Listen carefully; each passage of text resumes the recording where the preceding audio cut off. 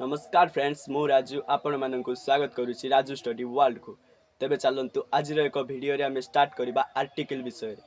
Article मुख्यतः तीन प्रकार ए एन एवं डी। यह बसैवा प्रत्येक पिला 90.9% स्टूडेंट भूल करथांती। आपण जदि मध्य 90.9% स्टूडेंट भितर जाउछंती तेबे चलतु आज आम 0.1% स्टूडेंट भितर आसी आर्टिकल को ठीक भाव में लिखा शिखा। तेबे चलतु वीडियो को स्टार्ट करिया। तेबे चलो आम प्रथमे देखिबा आर्टिकल कौन।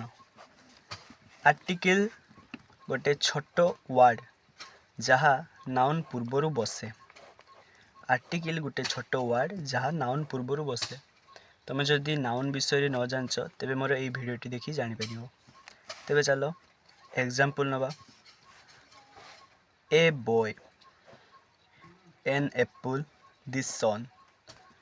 ये जो बॉय एप्पल सन ए गोटे गोटे हूँ नाउन, किंतु ता पूर्वर किए बस ए एन डी ये तीनोटी हूँ आर्टिकल।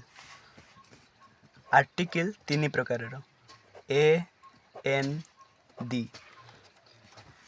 तेबे चलो देखिबा ए आमे केबे यूज करिबा। ए आमे सेते बेले यूज करिबा जेते बेले वर्ड टी कॉन्सोनेंट साउंड बा व्यंजन ध्वनि रे स्टार्ट होउथिबो। जेते बेले वर्ड टी व्यंजन ध्वनि सृष्टि करूथिबो सेते बेले आमे ए यूज करिबा। तेबे व्यंजन ध्वनि केउडा जेउ वर्ड रे बी सी डी एभली वर्ड एभली शब्द थिबो एभली ध्वनि आरंभ होउथिबो ता होउची व्यंजन ध्वनि। एग्जांपल बॉय, बॉय रे प्रथमे बी अछि तेणु एठी ए बसिबो। कैट, कैट रे प्रथमे सी अछि तेणु एठी ए बसिबो।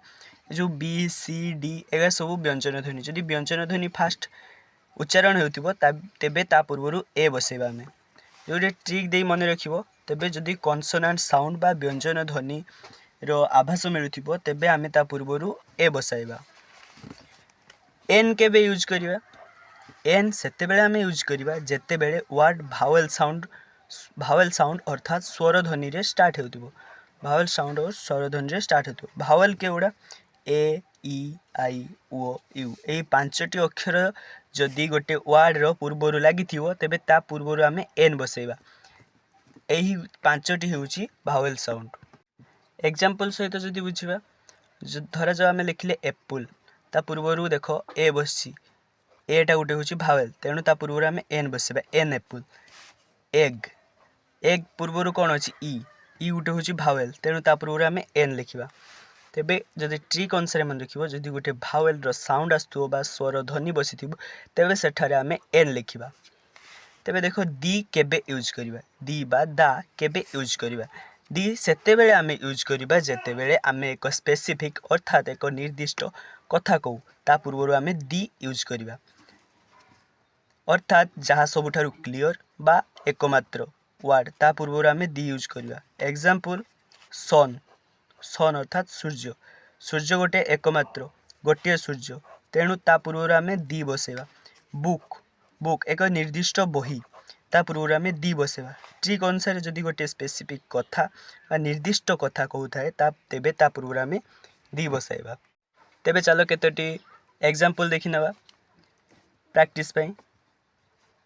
एप्पल दिया ता पूर्वरु आमे ए बसाइबा ना एन बसाइबा ना दी बसाइबा कमेंट रे निहाती कहइबो। এবং boy dash boy a an the तीनोटी ऑप्शन मध्यरु कोन व्यवहार करिबा।